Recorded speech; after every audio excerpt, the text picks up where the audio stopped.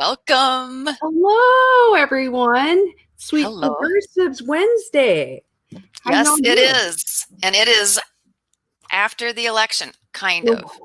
There's some elections still happening, but whatever. It's just counting, whatever. Yes. They do that. That'll be over, I'm sure, in a few weeks or something, Yeah. Whatever. Yeah. So the lack of sleep is making it really interesting this week. It is. Yes. My night last night went on late enough that it just became today. So. And I wanted to say officially, congratulations, Cara Holtz. Thank you. City Council for Burnsville.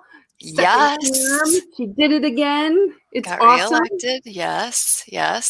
So yes, very, very happy, relieved, all of that kind of stuff. So yeah, I'm very proud. That is awesome. So we're having a pretty special show tonight, and it's all about election coverage. And we have quite a few newly elected Libertarians. So it's pretty exciting. Some of them you're going to be talking to tonight. We have Kalish Marrow, we have James Doyle, Bob Karwin, Tricia Butler, Brian Holtz, and I think Wendy Hewitt will be joining us as well, but she might be joining us a little later. Yeah. So it's super exciting that we're having this. I just wanted to frame the election for Libertarians before we get going with Kalish. So we had a total of about 583 candidates that will sort out. So that will be exciting to kind of sort that out.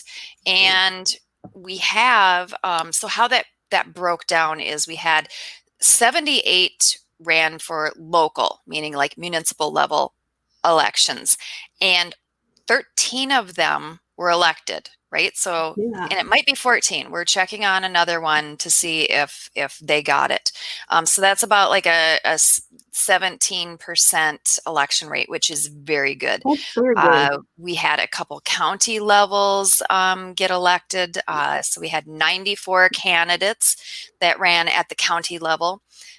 230 at the state legislature level with one win. Yeah. Super excited about that, right? We had the first win at a state legislature since, I think 1994, 96, right in there. So yeah, pretty exciting.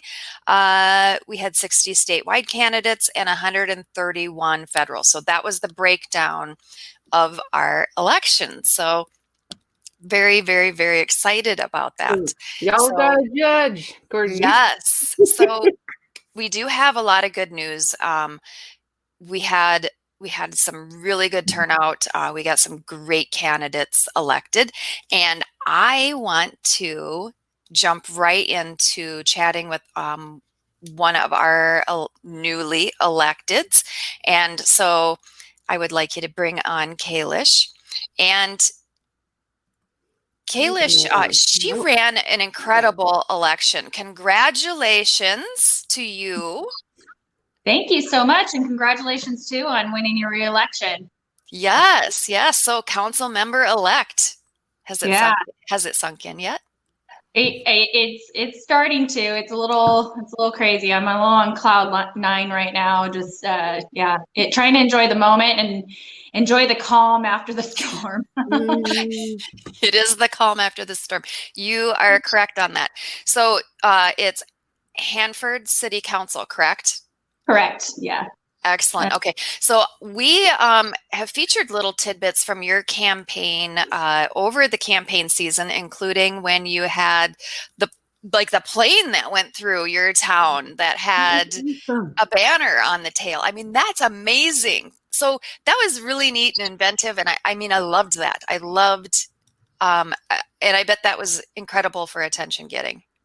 Yeah, that was a lot of fun. And I like to think that I'm usually the creative one of the bunch, but that one came up from a friend of mine. They called up one day and was like, "Hey, what about maybe doing some skywriting or a banner or something like that?" And so huge price difference between the two, just so you know. aerial banner is a lot more affordable way to go, but it's a little pricey because we're in a more remote area, and so the places that do that are more, more of the urban areas and stuff. So we had to pay a little extra for them to cart everything out, but yeah, it was we kept it super hush hush. We didn't want to let the cat out of the bag. We didn't want the opponents to know just how crazy and aggressive we were going to be with some things. And so it was a big surprise for people. And then the interesting thing was that after it happened, it created a buzz basically. So even when people didn't see it, they were talking about it all the next week. So, or they caught it, maybe they caught the tail end of it, so to speak, and couldn't see what was written. They couldn't see what was written on it, but they talked to their friends and be like, oh wait, that was for her? Are you kidding me? So no, it was crazy. It was fun. That is super cool. So what do you attribute how you were able to win your seat? Because it wasn't a pushover for you to win this election. No, it was not. In this instance, I was running against somebody who'd been in office for a while, had a lot of name recognition, just the family name too that that she's associated with. It had a lot of good following and stuff. So I think it was a combination of different things. We got started early. I already knew what I was in for because of her name recognition. I ran back in 2016 and completely different campaign, didn't know what I was doing, and started super late and all that stuff. And she was kind of returning back to council. She took a term off and was returning, but because of that name recognition, she didn't have to really do an active campaign. And it was a 4-way race, and she won without a mailer, knocking doors, anything like that. So we were good. I knew that if I was going to run again, we'd be very, very aggressive, start early. And that the unpredictable COVID hitting, we were so started early because that was about half of our fundraising was done before COVID hit, and then put everything at a standstill. So we had a good amount already in the bank by the time we really had to start getting going, and then fundraising started again. And so that helped out. We had the resources, and then of course our team was well trained. Thank you, Cara. Yeah, Cara. Yeah. Brett was starting to do, Brett Olson was my campaign manager, and so he was already starting to do the campaign training, and he got the plan all together.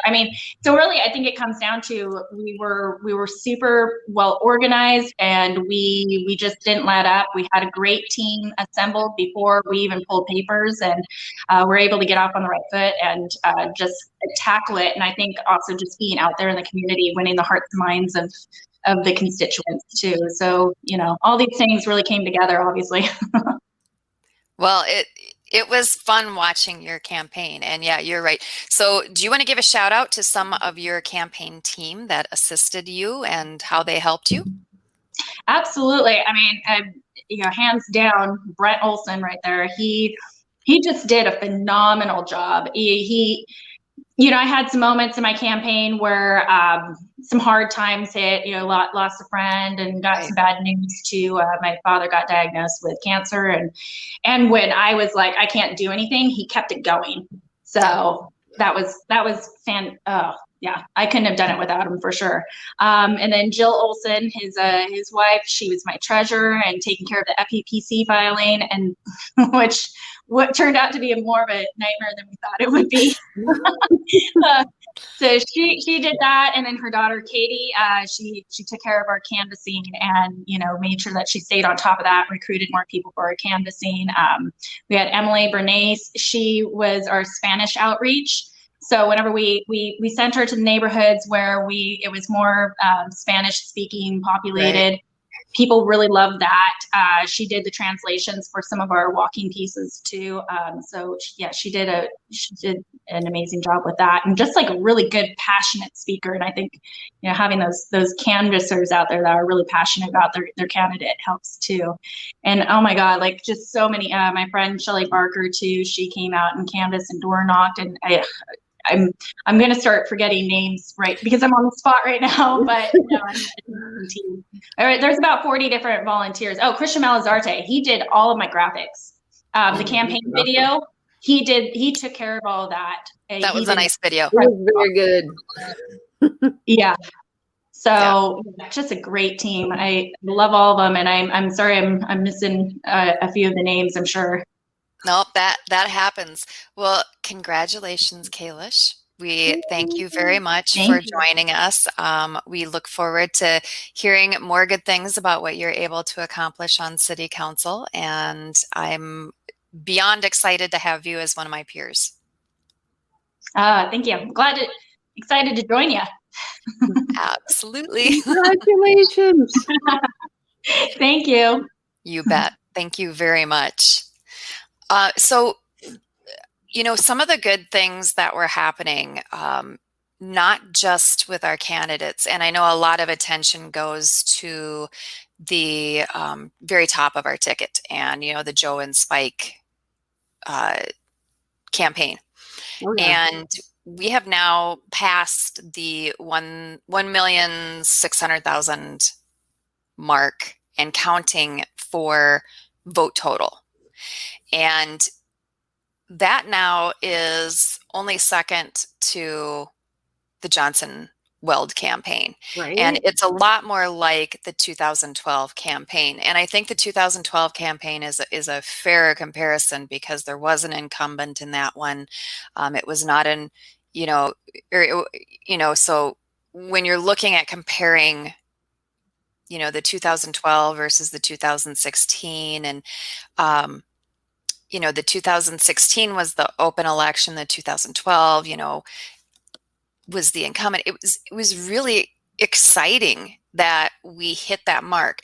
And I know in Minnesota for our ballot access, we need 1%, and we're in Minnesota, we're at 1.1. So we're hoping that holds out. But what it means, what it means is 1 in every 90 Americans voted for Joe and Spike. Yes, that's a really good way of showing that, Yeah. And I saw on somebody's Facebook they had a map of all the local and state elected officials, and the whole country is almost all yellow. There's a few states where they're not. We need to get those people in there, and then we'll have the whole country yellow. I'd love it. Exactly. So I think that's pretty exciting. And that little tidbit of information came from LP Chair Joe Bishop Henchman. So that was a nice way of framing that and putting that into perspective. But let's get our next guest up. Let's have James join us. So James Doyle, he was elected to City Council in Bellevue, Kansas. Right? So close. Belleville. Belleville. I know Bellevue is all around us. It seems like every state surrounding Kansas has a Bellevue, and then all of a sudden we have Belleville. And I'm used to Nebraska, where Bellevue, Nebraska. So so Belleville. Absolutely. Yes, and now it was a top 3 race, right? Yes, so 3 spots open, total of 6 for the council, 3 this year, 3 next year, with 7 running. So I actually, a little background on that, I'll get right into it. I moved back to Kansas from Denver here in April. So I was not even planning this at all this year. I just wanted kind of some semblance of normalcy. I served in the Marine Corps for 8 years. I spent about a year in Denver. Wasn't quite for me, so I decided, I'm going to go back to the grassroots, go back home. And as I get here, I open the newspaper and it goes, nobody's running for city council. So it's almost like just divine intervention. Hey, Libertarians are up. So run in that day, fill out my application. And as I'm filling it out, 6 other people walked in. So I said, boy, one of them is you're in for a dog fight. Absolutely.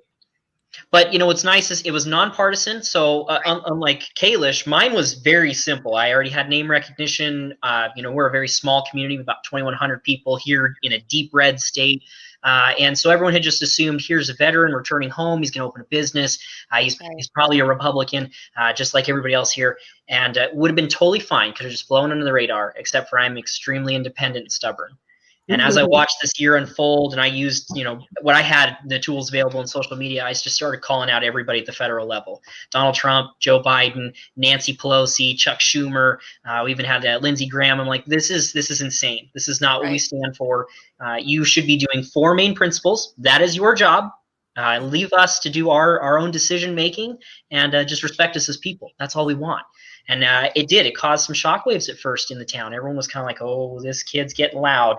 And then I got crazy. I started getting little pull tab adhesive things. And I stuck Joe Jorgensen signs all over my truck. I stuck our senator's sign on there. I've even got our Libertarian of Kansas window placard still in there. It says the 2-party system is broken. And I tell you, as soon as that sign went up, everybody started going, that is correct. I may not vote for Joe Jorgensen, but I'll look at the other lower level. You guys should be focusing on the lower. And I said, well, good news. We have 500 something people low level in their terms running across the country. So slowly but surely got it. And the final count for Jason Buckley, I think we had probably about 100 or so people for our county vote for a different senator. That was insane for a county of 4,600. But also the fact that 43 adults in our community woke up that morning on Tuesday and said, you know what, I'm tired of the tiresome 2. I'm going to vote something different. So Joe Jorgensen pulled votes here in Kansas. Nice. And right as the polls started closing, we had counties down by Wichita, of all places, actually reporting gold color. So I think people in Kansas are getting ready. I would love to know, contrasting that with 2016, like how many votes there were for Johnson Weld in 2016, because I wonder how your race and your outspokenness, did that bring people in? Were they looking at that and saying, yeah, you know what, I am going to take a look at my alternatives, and yes, this does make sense to me, and I like James, so yeah, I think I would like Joe Jorgensen. Absolutely. I was really nervous to talk to some of our older individuals here in the community. We're an older community as a whole in western and central Kansas. I think the average age is 51. But as I started speaking more and more to them, and knowing that they'd probably been ingrained their whole life, they have one option or the other. 328 million of us, but only 2 trains of thought. A lot of them really started coming in the middle. They were disenfranchised voters, the very group that our party should be focused on, saying, hey, you know what, we get it. You should have a better option. You should have people who work for you, and you should give them consent to govern, but govern as least as possible. And so as I had discussions and said, the joke, sorry, I'm being a public nuisance. I know my signs are everywhere. I know I got Joe Jorgensen signs. Anytime that came up, people were like, no, I kind of like that. Can I get the 2-party system sign is broken? I said, unfortunately, that's the only one I have. So it's going to stay on the truck. But if I can get more, I absolutely will. So we're working with the Kansas party here just to try and get some funds set aside for that, and maybe make that as we move into 2022 cycle. See, I like how you were messaging on all of that. That was really good messaging. It was direct, it was concise, but it was, it wasn't. And it's not like it was shy, because it wasn't shy, but it wasn't edgelord, right? Yeah. Right. Like, it wasn't for shock value. It was communicating for mutual understanding and respect. And that's the whole approach in what my true beliefs are, is let us make our decisions as we see fit. We know what's best for our lives, but also each individual in our country simply wants to be respected as a person. So I know it's kind of that the way we do things as libertarians is you're not a real libertarian until you argue with a libertarian. And I want to take that in kind of a different direction and say, okay, we need to be a unified front. We are constantly 2 to 4 to 9 steps behind the tiresome 2. Let's work just creating that nice communication chain and really show people there is another option, there's a better option, and there's an option that wants to establish the fact that individual liberties are paramount. Right. Well, James, just talking with you, I can definitely see why you won your race. Also, I think that, what would be immensely helpful is if you were to write down some of the ways that you messaged, just in how you were communicating these ideas and messages, because those are very nice, concise ways of communicating libertarian solutions and ideals. And I think that would be fantastic to share with other candidates coming up for our 2021 race, which for most states will be entirely local races. Absolutely. So That would be amazing. I mean, we all have to help each other. When you're talking about, yep, we all have to come together and have each other's back.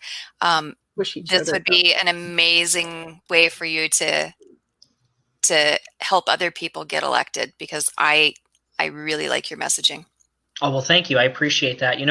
Shameless plug. I actually yesterday, because of that messaging, was asked to moderate on one of the People for Liberty pages. They've got 16 pages total, reaching across all the different facets that make up society. You got Democrats, Republicans, Independents, all across the board. And then there was the military group. And I'm like, oh, these are my people. Oh, yes. Specific Jorgen, let me help out with it. And so to be asked, to join the team and communicate as best we can was an honor. I look forward to kind of working with people and showing them, hey, there is a way that we can absolutely spread our message without kind of debasing ourselves to how the tiresome two are. Exactly. Pop-up Ginger's comment. Yes. I just was like, I didn't want to put it up. In love with you, James. Oh, I didn't even do my hair today. Thank you. Oh. Well, you are spectacular, and congratulations on your win. Thank you. As you're going along in your role, let us know how that goes and what you're up to. We're very excited to see where you go with this. Absolutely. Thank you so much.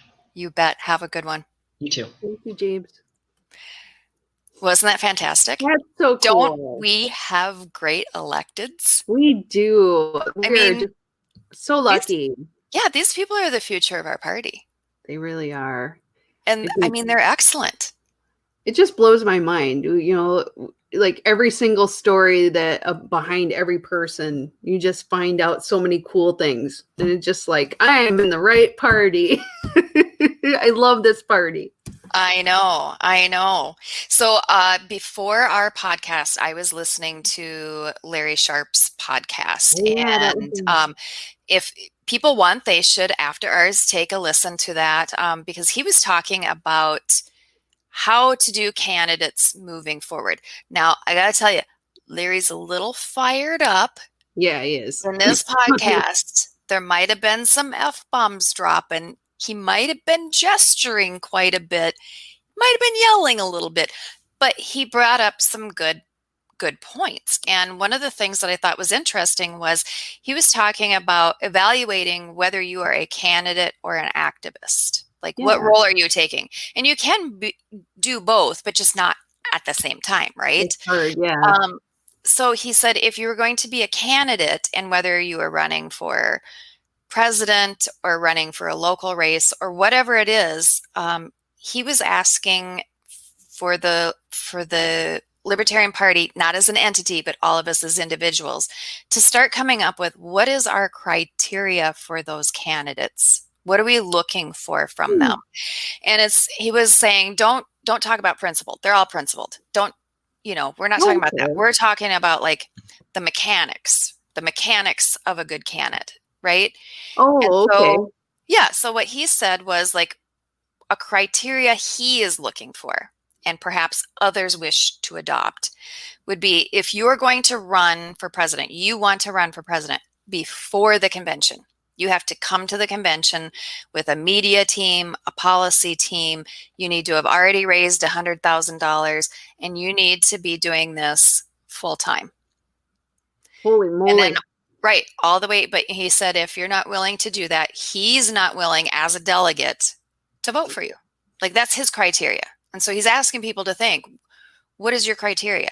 And down to local candidates. So before a local candidate gets to the state convention, right, or the county convention, however you do that, they should be showing up with themselves and 2 other people on their campaign team, $1,000 raised, and be willing and able to dedicate 16 hours a week to campaigning. I think that's a really good thing to point out to people, just so like they understand there's a money and a time commitment. Because a lot of people go into it and they have no idea how much you're going to have to put into it. I liked how he laid out what his criteria is and how he was asking other people, please consider what your criteria is. Both as a candidate, can you do this? And as a delegate, would you vote for this candidate or not, to nominate them. So I thought that was kind of neat, but listen to the whole thing. There was a lot of good information in it. So it was pretty interesting. Yeah, he's such a passionate person too. It gets everybody fired up no matter what when you listen to his show. I love that. Absolutely. We should bring in our I just want to put this. It's like he says, we need more libertarians to see success stories. And I think that's a really good thing. And then I love this line of thinking for candidates, like, how can we make everybody more successful too? I liked how clear it was. It was very clear, right? Yes. Okay. We should bring in our next candidate. Who do we have up next? Let's see. Is Bob in the waiting room, or are we going to Tricia? Let me scroll down. I see there's Bob. Bring Bob on. Hey, Bob, how you doing? Fantastic. It's always fantastic when you win your election, isn't it? Definitely winning does, they say it's just great to be nominated. It's fun to play, but you know what? It's way more fun to win. It is fun to win. And you are a council person elect. Yes, in the city of Menifee, California, which is Southern California, about an hour north of San Diego, in the reddest of red zones in the bluest of blue states that you can come up with.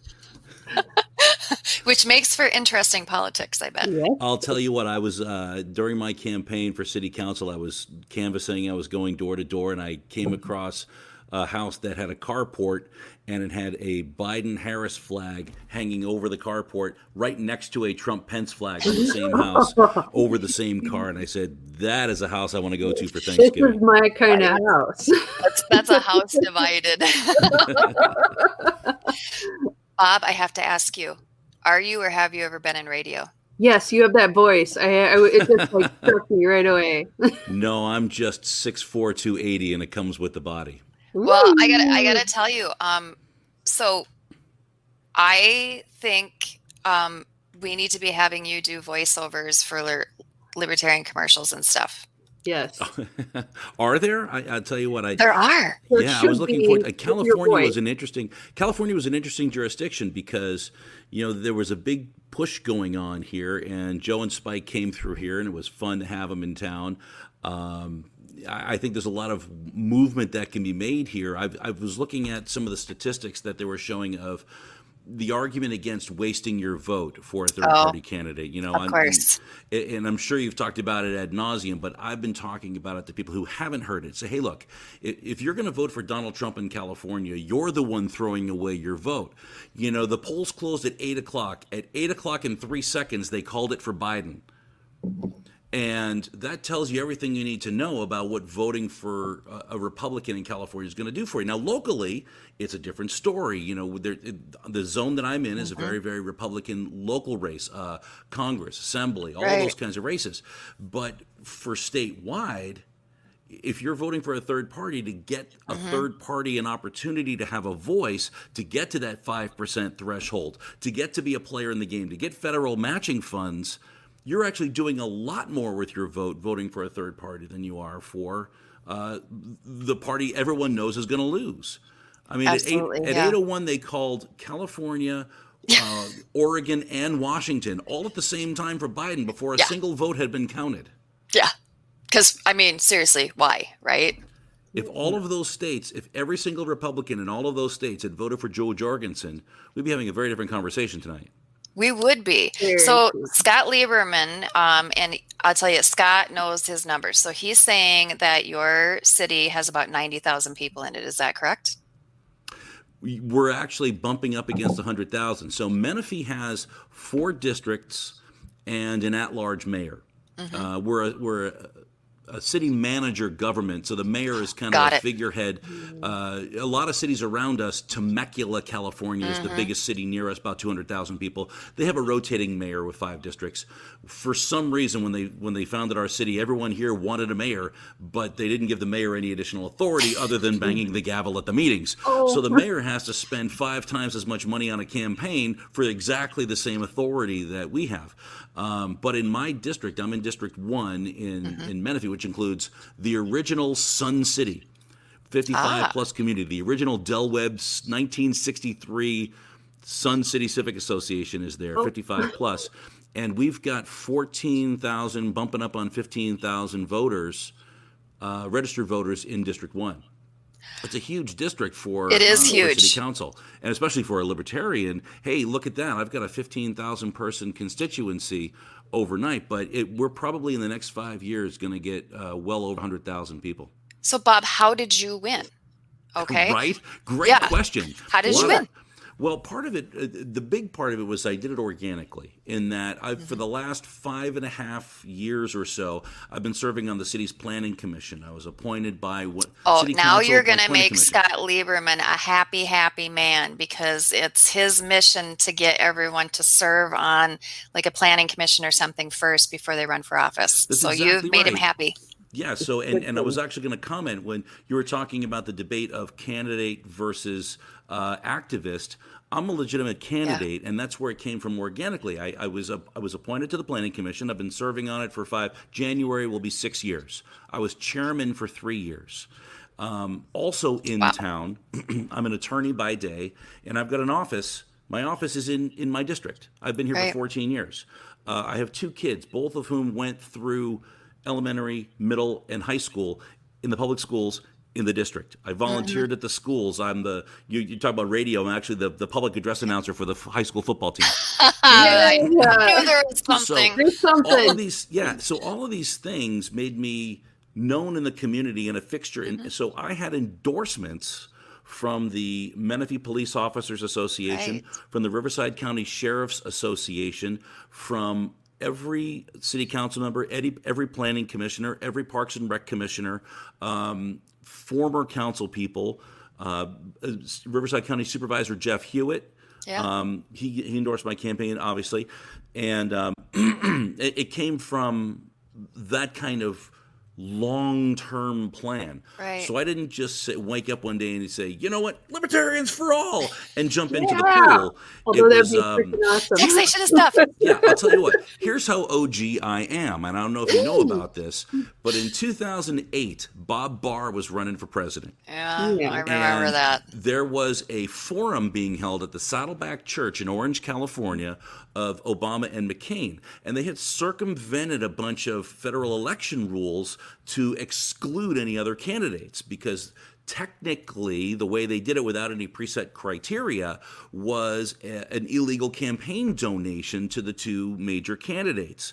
So the Libertarian Party hired me to file a federal injunction in the Santa Ana court, in the federal courthouse, the Friday before the event was supposed to happen. And we actually got a hearing on it. It's on the Libertarian website if you go back and look at it. But we were in the federal court in Orange County, California at like 7:30 p.m. on Friday, having a hearing trying to stop a candidate for him. And there was an attorney for the Saddleback Church there. We actually argued to the federal judge, and the judge went on for like 3 minutes in issuing his opinion on the briefs, going, well, it appears that the federal election laws are very clear and they didn't meet the criteria. And the attorney's looking at me like, wait a minute, did you just pull this off? And then the judge goes, but however, and it was because if we had started this process a couple of months earlier, we might have had it, but because it was the next day, stop it. But so that was 2008, and so I've been involved in the party since then. I've been voting Libertarian for 20 years, and so this is the first time I've run for office because it wasn't my time. There was no opportunity. This one, the city council seat was. It was an open seat, wasn't it? It was an open seat. We have a term limit, 2 terms, and our District 1 city councilman was termed out. Are you kidding me? What better opportunity to go from AAA to the majors than an open seat? So the candidate that I beat, enjoy this. The candidate that I beat was a 10-year Marine combat veteran who was endorsed by the Riverside County GOP. Lord. Yeah, I beat a Republican Marine in Menifee, California. So nicely done. Good So job. California had several wins this year. Yes. I was actually most of our wins are coming from California. Well, California is strange. And they're California welcome. Is strange. They're open to different kinds of ideals. You know, when I was talking to people, the strange balance you have to fight in being a candidate is In a city council race, it's nonpartisan. Yep. So question number one, are you a Democrat or Republican? Yep. And in this district, that question means, are you a dirty Democrat? Because that's what they want to know. Yeah. And I would say, and I wasn't trying to hide it. I would say, well, actually, I'm neither. Mm-hmm. And they would look at me strangely because they're waiting to see what I'm going to say next. The next answer is, I'm a fiscally conservative libertarian. Mm-hmm. And when you're in a Republican district and they hear fiscal conservative, they pause, and then I can jump in with the endorsements. And then after that, people are like, well, you seem like you know what you're talking about. Right. And it made a big difference. Fantastic. And that's good. And that's a good way to bridge in. And I know, so, because you have to have the conversation with people where they're at, not where you wish they were. Right. And so you're having that conversation with them where they're at, so you can bridge to them and start to be able to have that conversation without instant defensiveness over what are the ideals, all of that kind of stuff. So you give them a little gateway drug, give them the first one free, right? Get them hooked. Exactly. Bring them on into liberty. What I've been saying for years, what the Libertarian Party candidates are missing is my favorite word from the Bush administration, gravitas. You need somebody who looks like, yeah, I trust this person with my affairs, with my city, with my life. You're a formidable person. You are serious. You've got a personality. You know what you're talking about. You're well educated, but you are also grounded. And a lot of times people jump on this spinning cycle of trying to educate people all the time instead of just governing. And that we get more candidates with that kind of attitude, that gravitas, that's going to change everything. Well, I really appreciate it. Thank you, Bob, very much. We could definitely chat with you all evening. Yeah. But this was really good. This was really good. Congratulations on that win. I mean, that is a significant win to have a libertarian win in a city of almost 100,000 people. I know you're in a district, but still, that is a metropolitan area, and that's an amazing win. So congratulations, and thank you very much, Bob. Thanks for doing what you do. We'll see you at the next one. Absolutely. Thank you. See, that was, I mean, look at our electeds. I mean, can you believe it? Such cool people. Oh my God. And the information that they're giving you, right? And it is true. If you want to run for office, get on a commission, be involved in your community, be someone that people already know and respect, right? Absolutely. I mean, that was fantastic. A lot of people don't really know the people in their community. Serve on boards, get to know people. Absolutely. They'll help back you up. I love it. Yes. That is great advice. Bring Tricia on, because we have another council member elect. We have a few of them tonight. So thank you. Thank you. It was so nice talking to you last night or this morning or whenever that phone call was, congratulating you. I think it was my morning, but maybe you're still night. Don't cry. Well, it was an emotional time. So, I mean, congratulations on that. That was incredible. Oh, I'm so proud. It was torturous. Yes. Yeah. I was in a 6-person race, and when early votes came in, I was winning by 20. Yep. When one of our precincts hit, I was down by 7 votes. You're like, oh. And it was my precinct, the biggest precinct in the city. My precinct was backed up, and they didn't even stop taking votes until I want to say it was after 8 o'clock. Yeah. So I waited for it was 11:54 when I got the phone call. Yeah, I was watching your race, and I was like, oh, and then I was like, ooh. And then I was like, oh my God, they're not updating. Why? Give me numbers. So, I mean, I was tortured, and it wasn't even my race. So, yeah, it was nauseating. So, who were the people that helped you on your campaign? Almost everything that was done, especially in, with my sign waving and stuff like that, it was my family. My family and one close family of mine and my husband, their family. And we're talking 7 kids, 4 adults, my sister, and then right in the final push, I had a couple people, my vice chair of the county party that really helped me out a lot. And of course, I have my mentor is an elected commissioner. So oh, nice. Perfect. Libertarian county chair. Very nice. Well, you know, you bring up something that's super important, and that is if you're going to run for office, make sure you have the support of your family. Now, I'm not saying everyone's family is going to jump in there like your family did for you and be completely hands-on and be your campaign team. But if you do not have the support of your family, it's going to be a long, hard election. They want it for me. Like that, I keep telling them, like, we're going to have a victory party. And I told them, whatever you guys want to do, this one's yours. Well, that is super exciting. So why did you decide to run? I knew that I was getting active in the party. And I knew that I wanted to serve. I'm a veteran, so I wanted to, continue. We have 3 veterans on tonight. Oh, wow. And I said, I looked up at the city council, and, there was a lot of special interest in there, primarily contractors and realtors. And we have a big growth issue right now in Clarksville. And I said, I want to see someone like me up there. Right.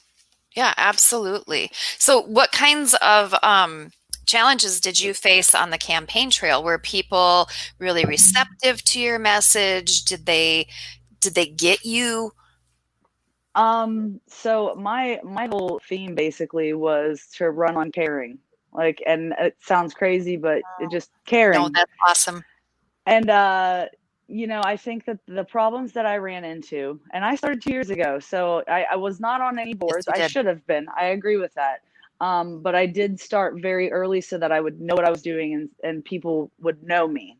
And I have 18,000 people in my ward. And I wanted the time to get to everybody, and of course COVID put a hamper on that. But I should totally lost my train of thought. Your campaign was on caring. And I mean, if you could not have picked a better campaign theme or unifying message for this year. Because I mean, this year's been hard for everyone, and people have been scared and they've been angry and they've been everything but feeling cared for. Yeah. And listen, they want to be listened to, especially with BLM. We want somebody to listen to us. That was a really, really big thing. And I told them flat out, I said, look, I'm not making any campaign promises but one. My one campaign promise is if you send me an email or if you call me or you text me, I will respond to you. So, that's kind of that's what I went on. And I did put out an entire platform, a 5-point platform, right. and everything like that. But it was just, I just wanted to get out there to the people, and I want them to know the power that the government has should be yours, and we're going to take it back. Right. Yes. Absolutely. Absolutely. See, and there again, that's a fantastic message. That is a fantastic message. It touches people in the heart, and that's what you need. So we need more of that. Did you have a feeling you were going to win, or did you think it was really super up in the air? Oh, that's what you were asking me about. This goes into it. You asked what problems I ran into, and the problems that I ran into is it's dirty. It is. I don't know what it is about. It's just they're picking on one of my staffers, and it blew my mind just how filthy and awful people can be. And I'm running this whole campaign on I care about everybody, and everybody's like, you're a dirty, rotten, filthy scumbag, and I'm like, what? I'm nice. Yeah. I'm sorry. So that was really rough, but I did one of my other candidates called me, and he was having a little crisis moment, and he said, I can't believe this. I feel like I've jumped into a pit of snakes naked. Yeah. Yep. Yep. So they stacked the ballot against me. And that's the true matter of fact. I started two years ago. 2 people, I've known that they were going to run for the last year. And of course, when it was time to pick up qualification ballots, 3 additional people pulled. So it's me running against 5 dudes. And I was, and they're like pretty much all relatively conservative Republicans. And of course, it's nonpartisan. But I was like, okay, mother chunkers, you know. So you know, it was up, down, up, down, up, down, of course. And if someone had told me, don't ever think you're gonna win, because you'll stop pushing, and then you'll be upset if you lose. So, you know, at no point in juncture was I accepting that I was winning or going to win. But yeah, I'm still shocked. I'm still like, how did I do that? Like, what? Well, I saw your video when you announced that you won, and I was like, ooh. I don't even remember what I said. I was such a mess.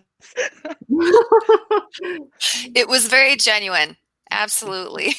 And it was awesome. I mean, you were exuberant and emotional and a little in shock, and it was perfect. All right. It was perfect. That's me. Well, congratulations, Tricia.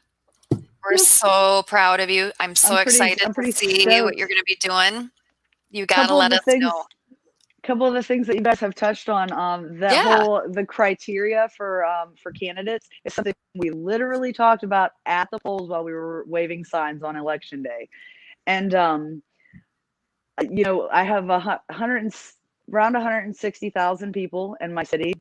And, you know, we're getting bigger too. We're trying to fight off Chattanooga for 4th biggest city in Tennessee. No. So, yeah, and I also that's a sizable city. The GOP co-chair, and you know, I'm right outside of Fort Campbell, Kentucky, and I actually staved off the guy that I was neck and neck with was a special forces officer.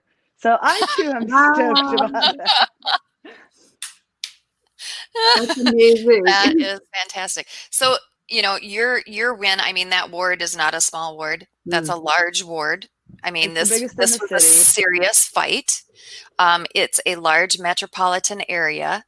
So, I mean, this is fantastic. So, I mean, you had to go to some serious retail politics just day in, day out for 2 years to win this election. Yeah, the last 2 weeks. Yeah, five male candidates. Yes, you are correct. The last 3 weeks was arduous. And you know, the last 3 or 4 months, but it has been a wild ride. And like I said, it's so dang on dirty. And I'm like, I'm in it, not of it, you know? So, and always, that's how you have to always maintain. Yes. But you were the one who fought clean, and you're the one who won. So exactly. Yeah, you know, my opponents didn't get really dirty. There was one that was and a lot of the stuff good, like my signs were getting rocks thrown at them, and you know, that kind of typical stuff. I just went and bought a trail cam and put a trail cam on it, and they were like, no, you didn't. And I was like, yes, I did. Oh yeah. But there's just a lot of people in the background making their little backroom deals, and you know, so that was. It wasn't so much my opponents as, you know, the people that are trying to, you know. Oh yeah, yeah, absolutely. Well, thank you very much, Tricia. City council. This isn't federal. You people are crazy. People are always at all levels. People are always crazy. It doesn't matter the level. They go crazy pants. It really doesn't matter. Well, Tricia, thank you very much. Hey, thanks you guys for really having appreciate me. it, and congratulations. Congratulations. Thank you. Yay. Okay, we're going to be bringing Brian in next. Okay. So hi, Brian. We'll be popping him on. Brian, thank you, and thank you for your patience. So, Brian, you were reelected. Is that correct? Well, they canceled the election for lack of opponents, but yeah, so I'm starting my 4th term. I did it the easy way. Yes. Okay, so you are a rarer animal. You are a reelected Libertarian. That's right. I've only had to actually face opponents one of my 4 races. but I started out, as a walk-on. And again, I'll give credit to Scott Lieberman. You talk about activists and candidates. I've always been kind of not a retail politics kind of person. I was on the platform committee for like 5 consecutive terms a while back, and but I kept getting tired of arguing with Scott about how we need to build a farm team and stuff. And so Scott will wear you down. He does. Yeah. So when I was about to lose my 3rd race for Congress, I was checking the county website, and I saw that there was an open unopposed seat on my local water board. And so I said, well, I'm going to show Scott. I'm going to, run for this thing just to, and then I found out that it's actually kind of interesting, and it's, it was pretty easy I filed the papers, and then there was no opponents. In fact, one of the seats we couldn't find anybody to run for it, so we had to appoint somebody. Right. So it was only on my 3rd race that there was actually opposition, and by that time you're an incumbent, and then incumbents have such a huge advantage.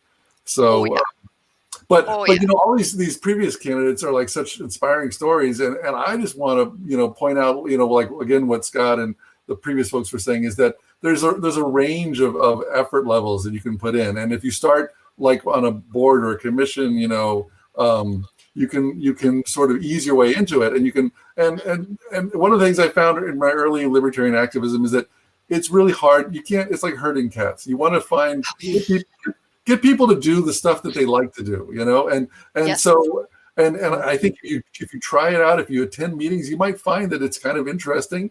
And once you're in the room, you'll just naturally, your libertarian urges will make you speak up.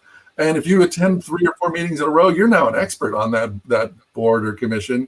And then you're like, well, of course I'll run, just because, I'm not going to let these bozos, be in charge. And so I think the important thing is just show up, get in the room, and let your instincts take over. Absolutely. And some people look at it and they're looking at different races to run for, and they're like, oh, I could run for governor, or I could, whatever that race is. And so you ran for a water district board. Mm-hmm. And some people may look at that and they're like, well, what does that even matter? But it does matter. You do impact your community, and you can make that position your entree into helping other areas of your community as well, because now you have a title, right? So now when you go to different community events or that kind of thing, like you have a level of respect, and people are more willing to be open to something that you're saying. So what are some of the things that you found out about water board that a person may not know? Well, one of the things I found that at these kind of lower level things, it's often a do-ocracy. If you show up, if you are willing to take the lead on something, people will generally follow anything that's sensible, and so you can actually get stuff done just by sort of stepping up when everyone else is stepping back. And then the other thing is that you get in their heads, and when they know there's a libertarian in the room, often I don't have to make my arguments. The other board members will be like, well, I know Brian's going to say this, blah, blah, blah, blah, blah. And I'm like, that's right. And so they almost feel inhibited about, certain things because they know there's a libertarian conscience there. So I find that people, at least, if, I know at the water board level, there's not like powerful union interests and stuff going on. So it's not like maybe a school board or a town council, but it's people go from the water board to the town council. So, you can dial up your level of involvement as much as you want. Absolutely. Well, and you brought up an important point, which is showing up. And the other thing is having a strategic vision. So you saw a position that you could run for, that you had a really good chance of getting on board, because there's not a lot of competition for it. And it gives you the ability to either continue doing that and doing good work within that area, or to move up with credibility. Yeah, actually get stuff done. Yeah, absolutely. So, I mean, that is fantastic. So what advice would you give to people if they were they're not sure what office they want to run for, they're just starting to think about running for office? I would say just get your toe in the water. I mean, I used to say get in the room, but now with the pandemic, so many meetings are online. So to get in the room, it's even easier. You can be a keyboard couch warrior and yet still be in the room. And I think once you attend, just target a local board. Once you attend 2 or 3 meetings and sort of absorb the vibe of what they talk about and who the people are, then you're going to feel the urge probably to speak your libertarian mind. And once you do that a few meetings, then all of a sudden you're going to be like, I might as well be on that side of the table than on this side, So it's all about just getting your toe in the water. Absolutely. Well, thank you very much, Brian. Congratulations again. 4th time. This is fantastic. So, yep, that rarest of libertarian animals, one that has been re-elected to office. So thank you very much. And thank you, Brian, because you showing what a libertarian is like in a governing position and doing so over the long haul, not being a flash in the pan, that helps build respect for the libertarian brand. So thank you so much, Brian. We really appreciate that. Well, thank you for hurting all these libertarian cats. Absolutely. Meow. Bye. Okay. Do we have Wendy? Wendy was here. Yes. Awesome. Hey. Wendy, so good to see you again. I think it was Oregon, maybe. I think the last time I saw you, maybe. Yes. I think it was the Oregon Convention. Yeah. Well, congratulations. Well, thank you. That is so excited. Okay, so tell everyone what you ran for. And I think, isn't that what your husband was on before he became a county commissioner? So, I mean, that's exciting. Yeah. I ran for Calamasa City Council in a little town of about 85 to, I think it's somewhere between 85 and 9,000 people. Yeah. So, it was, Jeff was on there. He was the mayor. So a lot of it, the timing was just right. It couldn't have been any better because, you kind of have to feel what you're going to do. And it just felt right. It just felt right because I've been on the Chamber of Commerce for about 5 years and people know me because I've been at functions with Jeff, and I do have a little bit experience. I'm on our XCOM, so I felt prepared and ready. And actually Jeff harassed me a little bit about running. He said he was going to. He's like, Cara, I have a really good candidate to run. And I'm like, ooh, who is it? Yeah. But at the end of the day, when he said we need more libertarians in office, I couldn't argue with that. And that's what really did it for me. I don't like to do everything he tells me to do, but when he said that, I thought, okay, you're right. Yeah, absolutely. The timing was just right. And, Boomer was willing to help me. And the name association thing just really worked out well. So it just seemed like everything just dropped into place for me. Now you had some nice endorsements. Yeah, I did. I had the Press Enterprise, our newspaper, big newspaper, actually. They endorsed me. That was kind of exciting news. Obviously my husband, but that doesn't count. He better endorse you. Yeah. I had one of the local real estate groups endorse me also, and let's see, who else did I have? Here in this little town, I was running against the 3 incumbents actually. Yeah. And we're all friends. I know all of them. I'm not running to get rid of them. I just think, it's time for people to move on. It's time for some fresh blood in there, and that's it. Just like I said, the timing was just right and it worked out. So and so when you were able to get on, you bumped out an incumbent. Yes, I did. Which, folks, is incredibly hard to do. Incumbents at the local level get reelected between 94 and 98%. Yes. But again, I think it has to do with I've been involved with my community for quite a while, and people also knew me. because I've been around town. I was involved with the Christmas parade and, you know, everything that the chamber did. I was involved with whatever. They knew me from Jeff being on the city council. Yeah. So I think just being around and being involved and people seeing me, you know, and knowing who I am, it's like that's a really good deal. They have to know you. And so when I went out and would knock on doors, they'd go either say, "Oh, I already voted for you," or "Oh, I know you." And I was like, "Oh yeah, okay." So.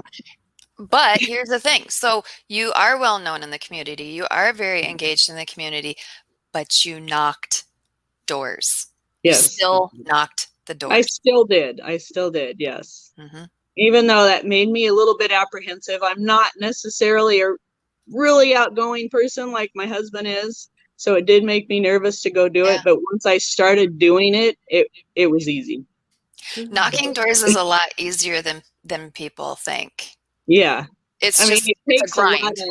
It takes a lot to get up your nerve to go talk to somebody randomly. But, you know, it was pretty cool. I mean, people knew who I was and I got a really good response. And so it ended up pretty well. Absolutely. And I'll tell you, so I'm trying to dig into Libertarian Party numbers and that kind of thing a little more at the local level. And that is kind of an area I like to look at and study a little more, which is, you know, the municipal level. When our female candidates run, they have a larger percentage chance of winning than our male candidates. I don't know why yet. It could just be a coincidence type of thing. It could be a transitory thing where that changes. But I thought it was interesting that when we have our female candidates running at that municipal level, their chance of winning is much higher. Yeah, I don't know why. I've had people ask me, have you had any pushback, you know, being a woman and being in politics and I have to say I haven't really. I always had people treat me really well. I don't know. I just haven't had any problems. I guess I'm lucky that way, knock on wood, but people are real nice. So yeah, and most people are, you know, and even, you know, when I knocked, even if someone, you know, they would almost sheepishly tell me, you know, I'm actually voting for someone else, but they were still nice about it. You know, and I was like, no, that's okay. I understand. You know, there's a lid for every pot. I'm not your pot. That's okay. You know, right. But most people, I mean, they don't want to be jerks to you at the door. They're pretty decent people. So, but that is fantastic that you're very involved in your community. You were doing everything else, and you knocked the damn doors. All the doors. Yep. I probably didn't knock on all of them, but, you know, I had help from our state party. You know, they helped with our information. And we have a guy our treasurer, Steve Haug, that put everything into a walking order for me, which was great. Nice. Yes. And, you know, I've had a lot of help. Mimi Robson, our chair, actually helped me. Mimi is amazing. Some of the FPPC reports. Obviously, Boomer Shannon. He's big. A wizard. Yeah, but I think he really thought I was going to win on name association. So, and he could have been right, you know, but I still got out there and still did my thing and put my signs out and knocked on doors. So, you know, you don't want to ever think that you're automatically going to be a shoo-in. So don't take it for granted. Nope. Absolutely. Well, thank you very much, Wendy. Congratulations. Thank you. Very exciting. I was so happy when you decided to run for that race right when I saw that. So you immediately went into my watch list column of races that I wanted to watch and campaigns that I wanted to keep a close eye on. And man, it was great. Thank you so much. Thank you. I think that was a big deal. If I had a message to give to anybody, it would be that you need to be involved with your community. People need to see you, you know, and see your face and know who you are, because that's a big deal to people. So, Scott has a little information for us. Riverside County, California. has a Libertarian county supervisor and 3 Libertarian city council members. So it's nice when you can start to get kind of a block together of Libertarians, and you can network amongst each other and help each other. Yes. And that's how you start to do it. Oh yeah, that's it. We're trying to make a movement and build a movement, and that's, we'll keep moving forward, see what we can do. Absolutely. Thank you very much, Wendy. Appreciate it, and congratulations. Thank you. Bye-bye. Bye-bye. Can you believe that, Heather? It's so amazing. We have so many great candidates. I am just like overwhelmed. Seriously. I am too. So, and I know some people were watching the election and we all get in our little silos and we go, oh, this happened or that happened. But when you look at what's happening in the Libertarian Party, we have so much amazing stuff that is happening. These elections that are happening, these candidates, I mean, think about how each one of these candidates went about things and they thought them through and they had a method to it and they leveraged their strengths. They stuck with it. And you know what? We're all going to help each other get even better and better every year. But these stories, these are the things that potential candidates should listen to, because there's gold in every single story. I loved it. Absolutely. Absolutely. If you want to learn how to do something, talk to people who are successful at it. So we were able to bring successful candidates who have won their election, and they were able to give tips. And I think in the Libertarian Party, we're starting to change the internal culture, that we are getting very focused on running spectacular professional campaigns with just, incredibly qualified and wonderful candidates. So we have a bright future. We do. Yay. I love it. Oh, okay. I know we went over time. So I know we did. I'm just like, I wish we could keep going, because I'm like, this has been amazing. I could bring them all back one by one and sit for another hour with each of them. I know. Seriously. But since we can't, I will say, if you like what we did today, support us on our Patreon at patreon.com, Sweet Subversives. We have nobody yet, but it would be awesome. No, it doesn't. That's okay though. And yay! It was another wonderful show, and it was great to get to meet everybody. And so if you have any questions or comments about the things we talked about today, share them in our comment section. We can get back to you. We can ask questions. And if you know people who are thinking about running for office, share this with them so that they can hear these stories and these success stories and hopefully learn from them and get inspired. Like, I think Amber, I think she said she was inspired. She's gonna go get on a commission. Yeah, she did. It actually made me go, maybe I should get on a commission. I should see if there's stuff in my town. I was thinking that too. Because, for me, it makes more sense to get to know people and then figure out where you fit in, instead of just going like, I'm going to be governor. And you're like, I have no experience, but they should make me governor. I'm like, yeah, maybe I'll learn how like the whole system works first.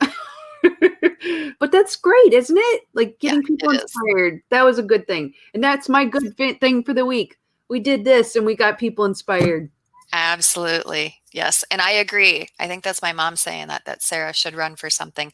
My niece, Sarah, should absolutely 100% run for office. She would be incredible. So Sarah, if you want to run for office, come talk to Auntie. Yeah, Auntie Kara knows. She knows her stuff. So have a great week, guys. I'm going to cut us off now because we will keep going forever and ever. So have a good night, and we'll see you next Wednesday. Absolutely.